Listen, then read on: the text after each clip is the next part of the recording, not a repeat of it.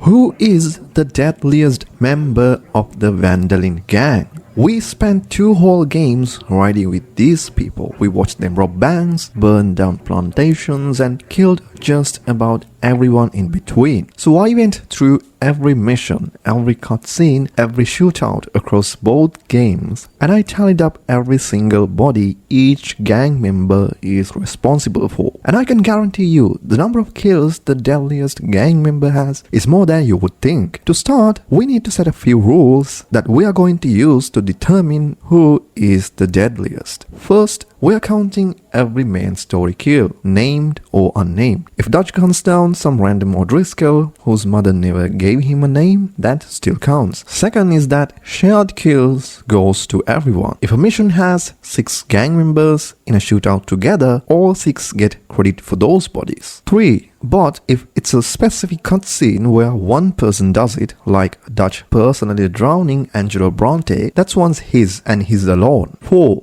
Anything that happened before the game started doesn't count. For example, Dutch killing that girl in Blackwater doesn't go on the board because we never see it and we can't verify the same kind of stories for everyone else. And the last rule, I know a lot of you might be mad about this rule, but Arthur and John are disqualified. And I'll tell you why in the end. We got the rules laid out. So our first 3 people tied with exactly 1 kill each are Kieran, Abigail and Jack. For Kieran Duffy, it's the O'Driscoll he shoots to save Arthur's life at 6 Point Cabin. Nervous table boy everybody bullied. His one and only kill is him saving the main character's life. With Abigail, it's Agent Milton, and she puts a bullet in his head while he is holding Arthur at gunpoint. One of the most satisfying single moments in the game. It belongs to Abigail Roberts. And Jack Marston, we know his only canon kill is Edgar Ross, the man who killed his father, and he puts him down by the river. The whole saga ends with Jack's one and only kill. Coming up next on the list, we got Hosea and Karen with a total of 23 bodies. Hosea is barely a fighter. Almost all of his 23 comes from 2 big set pieces, the Braithwaite Manor mission and a couple of shootouts. And there's one great detail. He personally Molotovs a Braithwaite guard off camera.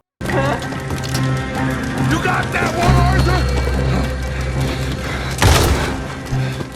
And for Karen, every one of her 23 comes from one mission, the Valentine Bank robbery. She's right there in the thick of it, shooting low men with Bill, Lenny and Arthur. Then the game kind of forgets she exists and so does everyone else, which is its own sad little story. Right after Hosea and Karen, we have Uncle with a total of 32 kills, which is surprising because he's a guy whose entire personality is having lumbago whenever there's work to do, and he's still got 32 bodies on him, mostly from the mission An Honest Mistake and also defending Beecher's Hope in Red Dead Redemption 1. Here's the thing about Uncle. For a man who dodged every single job for 2 entire games, the one time it mattered, he grabbed a rifle and stood on that porch, which we'll come back to because it doesn't end well for him either. Next on our list is Sean Maguire with a total of 38 kills. Honestly, this makes sense given that he does not live long enough to rack up more. Most of his 38 kills come from the mission The Fine Joys of Tobacco, where he kills about 26 Grey family guards with Arthur Morgan. He's a good shot. If Sean had made it to Saint-Denis, he would easily get 200 plus kills, which he just never got the chance. Now we move on to the podium positions with number 7 with Lenny Summers with 277 kills. That's a big leap from 38 to 277, and it tells you something. Lenny was in everything. Valentine, the trolley station in Saint-Denis, the Braithwaite Manor, the bank job. If there was a gunfight in this game, Lenny was usually standing in the middle of it, and he was good at it. One of the best pure shots in the gang. At number 6, we have Javier Escuela with a total of 282 kills. Javier came to America already a killer, and it shows. He's in the O'Driscoll raids, the riverboat job, the whole Guama nightmare, all of it, where he's basically Arthur's right hand. And here's what makes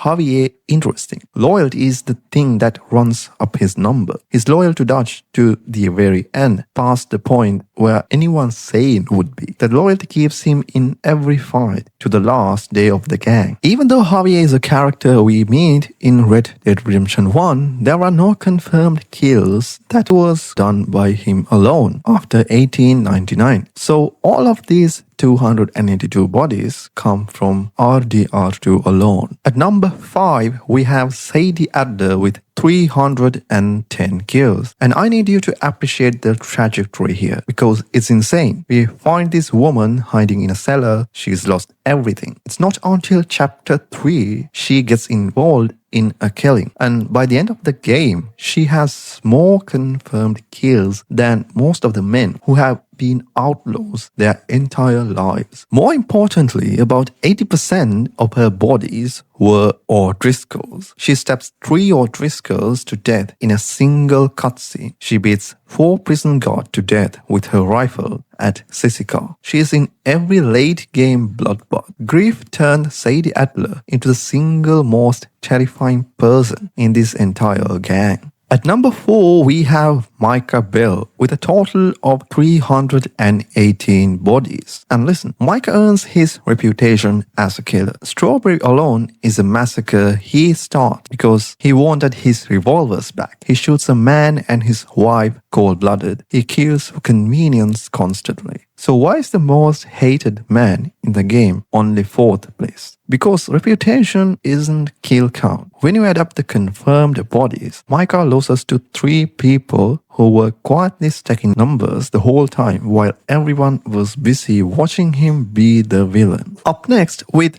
419 confirmed kills is Bill Williamson. Everybody treats Bill as the gang idiot. And sure, he's not the sharpest, but he's in the Valentine Bank job, Van Horn, the O'Driscoll raid, Braithwaite Manor. He's muscle, and muscle racks up bodies. However, similar to Javier Escuela, there are no confirmed kills for Bill Williamson in Red Dead Redemption 1. So his entire body count comes from Red Dead Redemption 2. For our runner-up position, this is the one that genuinely surprised me. Charles Smith with 494 kills. And it kind of makes sense considering that he was in most of the mission. The Cornwall train, the O'Driscoll raid, the war for the Wapiti, and he is efficient in a way nobody else is. Then in the epilogue, he keeps going, tearing through the Skinner brothers alongside John. 494 confirmed kills from the man who never seemed to want any of them. But no matter how many kills each character gets throughout the story, there is still one man who is undoubtedly the most cold-blooded killer in Red Dead Redemption history. The deadliest member of the Van der Linde gang with 611 kills, more than 100 clear of second place, is Dutch Van der Linde. It's surprising because Dutch's whole thing is that he's above it. He's the philosopher, the planner, the man with the vision who sends everyone else out to do the dirty work while he gives a speech about faith and loyalty. Except the numbers call him a liar. Dutch is present